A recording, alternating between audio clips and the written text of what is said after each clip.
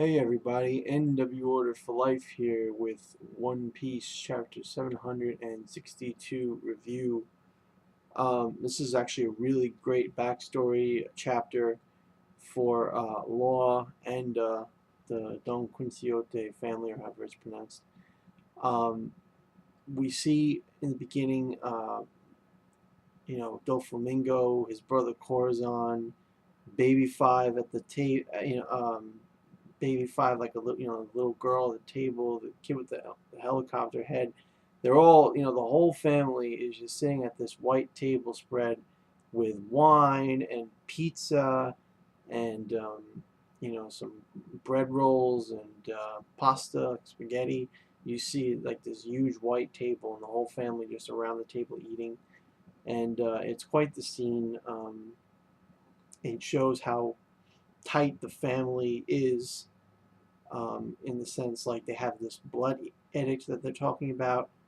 The blood edict being, you never do a member of the family harm, you never step out of line, or there's consequences. And Law has been getting those consequences because I believe of what he said about wanting to hurt Corazon when Corazon, threw him outside, that he wanted to get him or beat him up or something. And so Corazon, either Corazon himself or other members of the family have kind of been like beating Law for the past week to make him like forget or repent or something like that. Uh, and Law says pretty much that he's just standing there with a dead look on his face. He's just like dead look on his face, like, I don't care, I'm not afraid of nothing, I will get my revenge on you, Corazon. And Doflamingo is just like, Doflamingo is like, Law, there's rules, you gotta listen to the rules. This Corazon is my precious brother. Anywhere that touches a hair on his head, I'm gonna kill them, you know.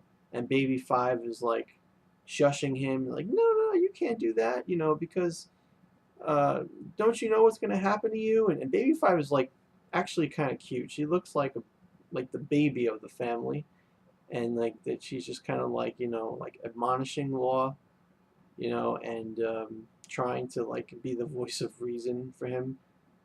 And it's just interesting, seeing Baby Five is actually like portrayed like a baby in the family, and so we see the past, and they explain like why Law is the way he is, and that's because he comes from a city known as the White City. The White City was a place that had this incredible beauty, white beauty in the lands, and like the lands looked like snow, and just because of the color, and the people were rich and wealthy and prosperous, and basically a couple hundred years ago, I think it was, or just maybe like 100 or so years ago, from Lost Time, they found this mineral known as amber lead, I think it's called. And basically, the mineral is what made the lands look so beautiful, white like the color of snow. And it was fine underground, but when it was excavated, it was like poisonous. So think like Resident Evil 4, how the Plaga was excavated, people breathed it in, and they became zombies. Well, people of the neighboring countries kind of had this fear that that the residents of the white city would infect them with the same white disease, this poison. And it's not a poison that instantly affected them either. The government knew about it, the royal family of the white city knew about it, but both were corrupt and kept it to themselves, and the people didn't know. So the people were using the amber lead for jewelry and putting make snacks. They said sweets and things like that. So the poison was building up in their system in minute traces, making them sicker and sicker. So, like, let's say the first generation dies of at the age of 100, and the next generation might die at the age of 90 or whatever, and with worse conditions.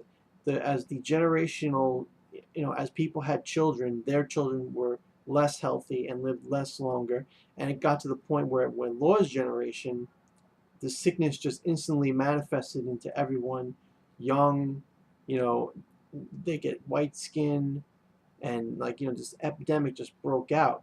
But because nobody knew about it except for the world government and the royal family, the world government bails out the royal family.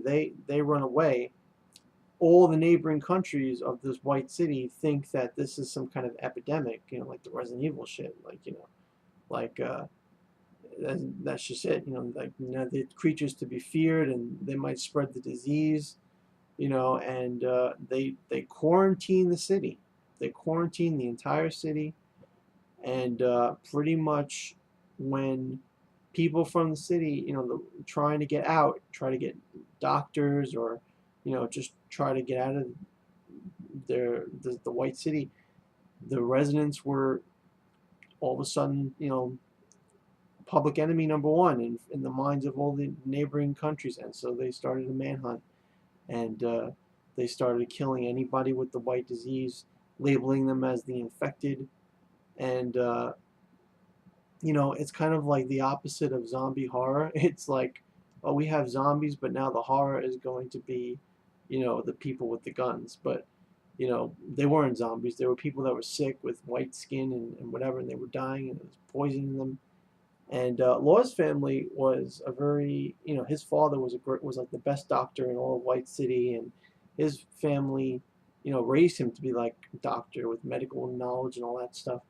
And so basically, Law's dad is trying his hardest to, like, call on the phone, get doctors from other places to come, but they won't because they're afraid of getting sick. And his father's like, then it's not contagious. It's not contagious. It makes no sense.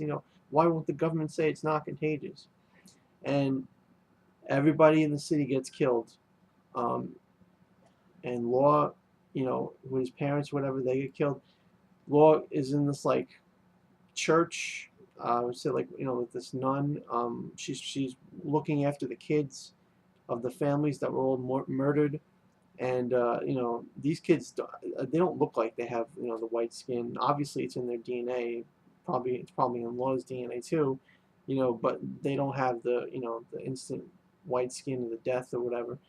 And basically, she's like, "Come on, Law, come on, and get off the boat." And the soldiers said they won't kill the kids. And everything will be fine. They'll spare the kids.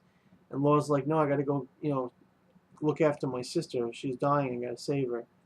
So when Law comes back, all those kids in the orphanage are dead. The nun is dead. No chances. Total eradication on the entire city. And nobody makes it out alive. His sister dies. His parents die. The nuns and the orphans die. And Law is forced to get out of the city by blending in with the corpses. I guess there was like a boat to carry the corpses or something. He disguised himself in the corpses, pretended to be dead, and that's how he got through out of the White City. And that's why he's dying. In the previous chapter, he said he's dying in a couple of months or whatever. That's the reason, because of the poison inside of him from the amber lead. And now we also understand why Law was bothered when Doflamingo shot him with the pistol, because Law said lead. Like, damn it, lead. But it's probable that Doflamingo shot, in fact, it's most likely that Doflamingo shot him with the amber lead, because amber lead was used to create everything from weapons to food to, jewelry to everything. So that's definitely what he must have shot Law with, was the amber lead. And it's pretty interesting how Oda connects that, because at first I was like, why in the heck does it matter if he was shot by lead bullets? But not just lead bullets, it's amber lead bullets. That's all tied to Law's past and tragedy. So very good on Oda's part. I enjoyed that. And the chapter ends with Law attacking Corazon from behind, stabbing him right in the back. And I always forget this kid's name, but the kid who's Baby Five's partner with the helicopter on his head, he sees the whole thing, and he's like, "Oh, I'm going to report this to Law. You're going to get the skewered torture, definitely the skewered torture." And you just see, not Law, to Doflamingo. and you just see, Doflamingo sitting in the chair, relaxing or whatever. I guess, just chilling out in his office or whatever, wherever he was. And yeah, so it was a great chapter. Really, really informative about everybody's past, and I love the disease, how it made Law get to that despair. That's just great. I imagine that um, the reason why Law gets out of the despair is because Corazon uses his fruit to save Law from the poison, and in effect dies. I imagine, because I think Law is probably immortal. And yeah, and somehow Doflamingo is going to do something sinister, criminal, that's going to make Law hate him, and it might have to do with Amber Lead, or it might have to do with the world government, like selling out his family for the world government, and thus making Corazon get killed, or I don't know, but it'd be interesting to see what happens in the future. Tell me your thoughts in the comments below. What do you think is going to happen to make Law betray or to turn on Doflamingo? If Doflamingo is going to betray his family with the world government, or whatnot, you know, and by and obviously the only one who would probably find out would be Corazon, since he's the one that gets killed, and probably because he is like, the rest of the family, as we see in the present, doesn't have a problem with Doflamingo. So yeah, so give me your thoughts on this chapter. Again, I thought it was awesome. I'm gonna give this chapter 9 out of 10. Just a awesome chapter because of the context, and I thought it was really entertaining. So thanks a lot, guys. Be sure to rate this video, and subscribe for more if you want to see more videos in the future. Have a nice day.